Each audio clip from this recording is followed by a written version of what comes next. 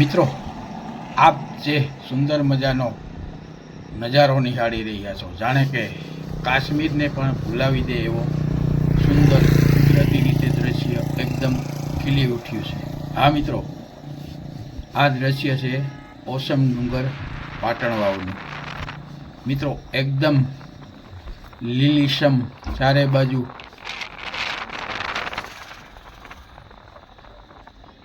અને દૂરથી દેખાતો ઓસમ પર્વત કે જ્યાં મૈત્રી માતાના બેસણા છે અને ટપકેશ્વર મહાદેવ મંદિર પણ ફેમસ છે અને એ ટપકેશ્વર મહાદેવનો ધોધ પણ અવિરત વહેતો હોય છે. તો મિત્રો, આજે આ ફેમિલી સાથે હું જઈ રહ્યો છું પાટણ વાવ ઓસમ ડુંગરની મુલાકાતે. તો મિત્રો, બસ હવે એ જે મંદિર દેખાય છે એ જૈન દેરાસર, જૈન લોકો માટેનું મંદિર છે. એ મંદિર પણ સરસ મજાનું છે, જગ્યા પણ એકદમ વિશાળ અને જોવાલાયક છે. તો હવે આપણે એકદમ ઓસમ ડુંગરની નજીક પહોંચી ગયા છે અને તમે મિત્રો આ વિડીયો પૂરેપૂરો જોજો, બહુ જ મજા આવશે. અહીં ઓસમ ડુંગરની એક વખત મુલાકાત લીધા જેવી છે. એક વખત મુલાકાત લેશો એટલે એવું થશે કે આપણે વારંવાર જઈએ. મિત્રો, જે કાશ્મીરમાં નજારો જોવા મળતો હોય એવો નજારો અહીં આપણને જોવા મળે છે. તો આ એક સરસ મજાની જગ્યા છે અને અહીં પાટણ વાવમાં જે મેળો ભરાય છે એ પણ એક પ્રખ્યાત છે. અહીં દૂર દૂરથી બધા લોકો મેળો કરવા આવતા હોય છે આ જગ્યામાં. બસ એકદમ જો હવે આપણે સામેથી જાણે કે કાશ્મીરમાં કોઈ પહાડીઓમાં જઈ રહ્યા હોય છે એવું સુંદર મજાનું દ્રશ્ય આપણી નજર સામે ઉભરી આવે છે. તો બસ મિત્રો, હવે આવી ગયા છે આપણે ઓસમ ડુંગરની તળેટીમાં કે જ્યાં જે જગ્યા હવે દેખાય છે ત્યાં આ જગ્યામાં નીચે તળેટીમાં મેળો ભરાતો હોય છે. મિત્રો, આ મેળો ભરાય ત્યારે પણ અહીં પગ મૂકવાની પણ જગ્યા હોતી નથી, એટલી બધી ગીર્દી હોય છે. અને આજે રવિવાર, જય ભોલેનાથ.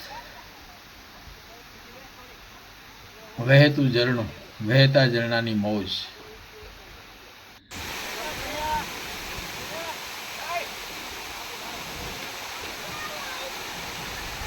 મિત્રો, ખળખળ વહેતું ઝરણું આપણને જાણે કે સુમધુર સંગીત સંભળાવતું હોય, એક અનેરા પ્રકારનો આનંદ આપે છે. એકદમ નિર્મળ સ્વચ્છ પાણી, આવું પાણી તમને કુદરતી રીતે ક્યાંય નહીં જોવા મળે.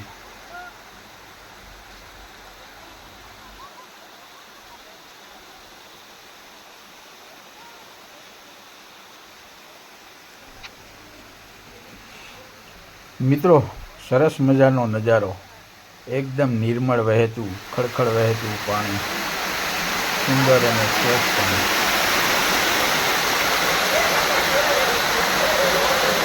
જુઓ, વરસાદ પછી આ રીતે પાણી વહેતું થયું છે ઓસમ ડુંગર અને રસ્તામાં આ ધોધ પણ જોવા મળે છે. જુઓ મિત્રો, અહીં ઘણા બધા લોકો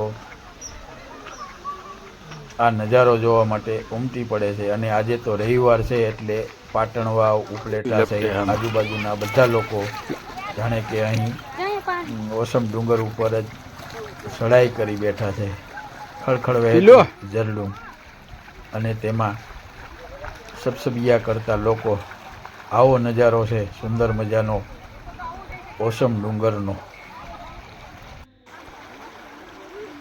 જો આ ટાબરિયું પણ પાણીની મોજ માણી રહ્યું છે. મિત્રો, વરસાદને કારણે ચાલવામાં થોડી તકલીફ છે, પરંતુ એ તકલીફ વચ્ચે પણ આ નજારો માણવાની બહુ મજા આવે છે. એકદમ લીલીછમ હરિયાળી, સો તરફ વહેતા ઝરણા અને એ વહેતા ઝરણાના ખળખળ વહેતા ઝરણાના સંગીત જાણે કે આપણને મનને આનંદ આપી રહ્યું હોય છે. એમાં ચાલવાની પણ એક મોજ હોય છે. મિત્રો, એકદમ સો તરફ હરિયાળી છવાઈ ગઈ છે. આ રીતે રસ્તામાં ધોધ વહેતા હોય છે. હવે મિત્રો આપણે આવી પહોંચ્યા છીએ ટપકેશ્વર મહાદેવ મંદિરનો ધોધ, કે જે ધોધ માટે લોકો ત્યાં નાહવા માટે પડાપડી કરતા હોય છે. એ ધોધ આપણે નિહાળી રહ્યા છીએ. તો મિત્રો જુઓ એ ધોધનો નજારો. મિત્રો ઉપરથી કેટલા બધા ફૂટ ઊંચો આ પર્વત છે, અને ત્યાંથી જે રીતે ધોધ વહે છે અને એ ધોધમાં લોકો નાહવાની મોજ માણી રહ્યા છે. આ છે ટપકેશ્વર મહાદેવ મંદિર, ઓસમ ડુંગર, પાટણવાવ. મિત્રો આ મંદિરના પણ આપણે દર્શન કરીએ, શંકર ભગવાનના દર્શન કરીએ. અને અહીં અંદર 12 માસ પાણી ટપકે છે. ઉપરથી ડુંગરની અંદરથી કુદરતી રીતે પાણી ટપકતું રહે છે, એટલે ટપકેશ્વર મહાદેવ નામ પડ્યું છે. આ ધોધ વહી રહ્યો છે, પાણીનો ધોધ ઉપરથી પડી રહ્યો છે. એ ધોધનો નજારો પણ આકર્ષક છે. અને જુઓ કેટલા બધા લોકો આ ધોધમાં નાહવાની મોજ માણી રહ્યા છે.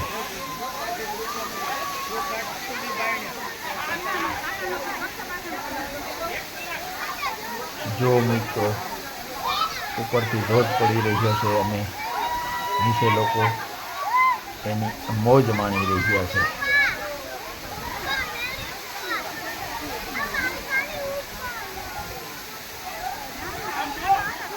આ લોકો આ રીતે ધોધની મજા લઈ રહ્યા છે.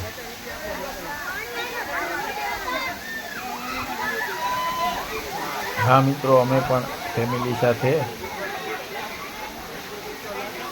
ટપકેશ્વર મહાદેવ મંદિરના દર્શન કર્યા, ધોધનો નાહવાનો લાભ લીધો, ડુંગર ઉપર ચડવાની મોજ માણી. અને આવા વરસાદી વાતાવરણમાં એક કુદરતના સાનિધ્યમાં જે અનેરો આનંદ આવતો હોય છે, એ આનંદ માણ્યો. ધોધ વહી રહ્યો છે, આ ઉપરથી ધોધ પડે છે.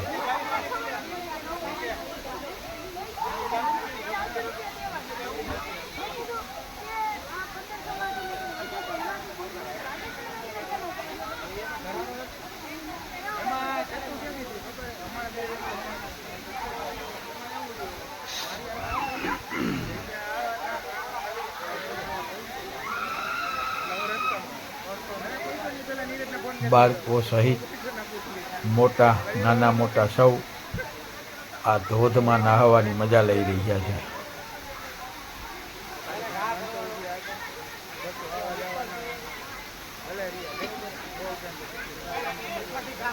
હા મિત્રો, આ મારી દીકરી પીલુ, કોમલ અને મારી લાઈફ વાઈફ.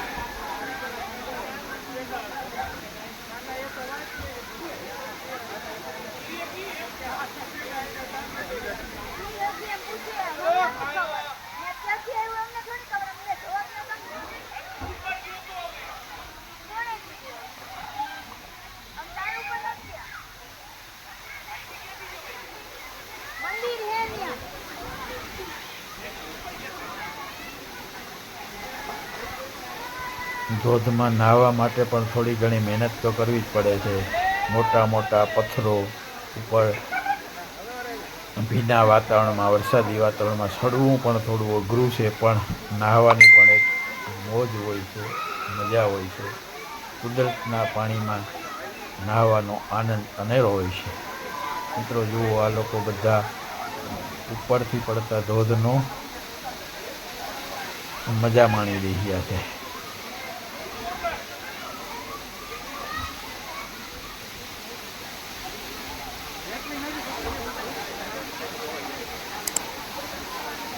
સતત ધોધ પડી રહ્યો છે ઉપરથી.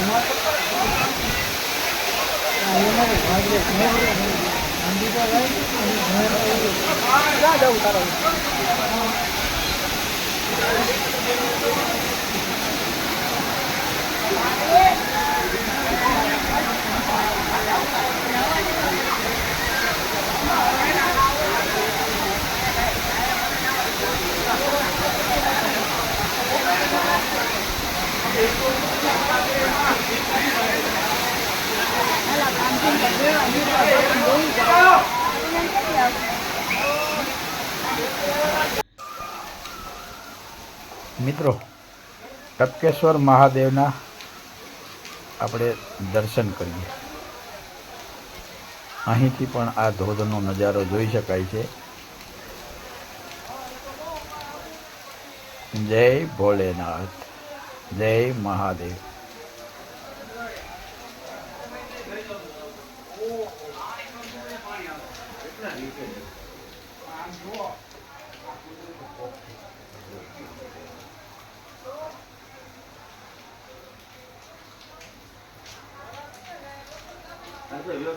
અહીં મારા એક જૂના મિત્ર જયસુખ બેરા મળી ગયા છે.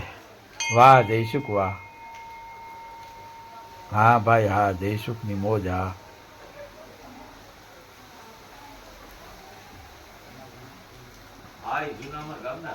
બાપુ, પૂજારી બાપુ. મિત્રો, અહીં આ રીતે પાણીની પ્રસાદી આપતા હોય છે જે દર્શનાર્થી આવતા હોય છે એને.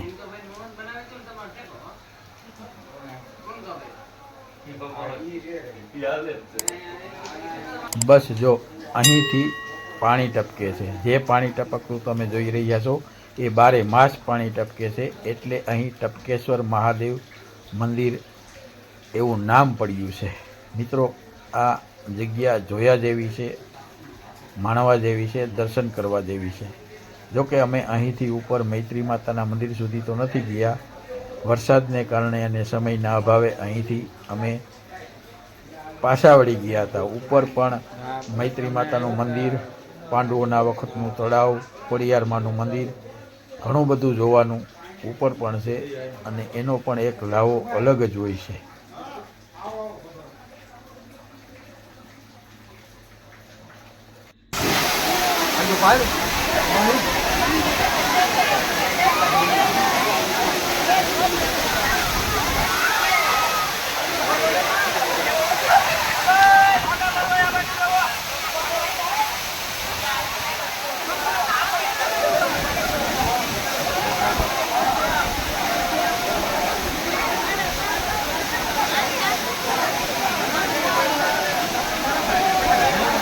સુંદર મજાનો નજારો, જાણે કે કાશ્મીરમાં આપણે આવી ચડ્યા છીએ. અને કાશ્મીરમાં જે નજારો વાદળોનો ડુંગર ઉપર દેખાતો હોય છે એવી રીતે સરસ મજાનો નજારો અહીં પણ આપણને જોવા મળે છે.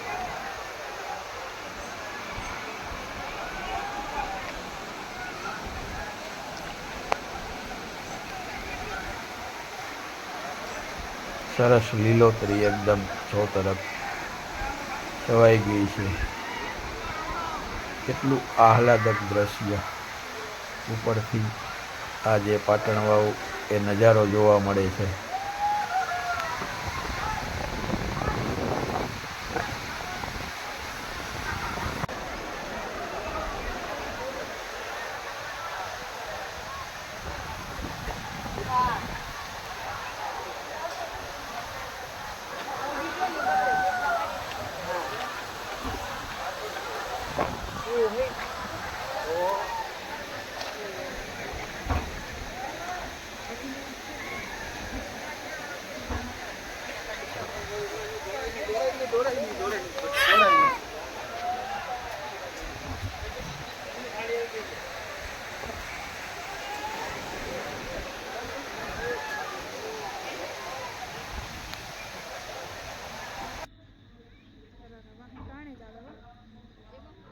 લીલોતરી વચ્ચે ચાલવાની પણ એક મજા આવે છે.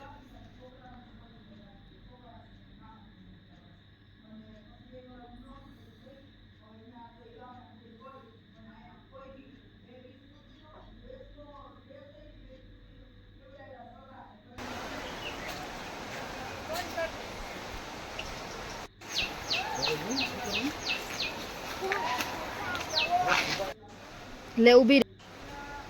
આ કા વિડિયો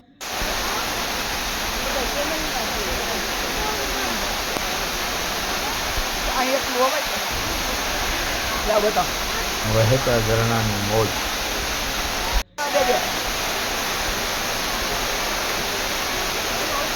એકદમ નિર્મળ સ્વચ્છ પાણી.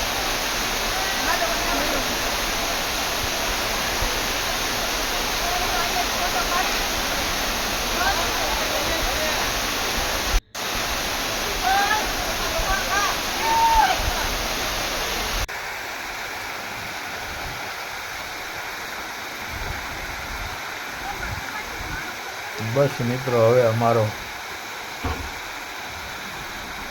પ્રવાસ પૂરો થાય છે. નીચે ઉતરી ગયા છે અને રસ્તામાં જે એક ધોધ જેવું આવે છે ત્યાં પાણીમાં મજા લઈ રહ્યા છીએ.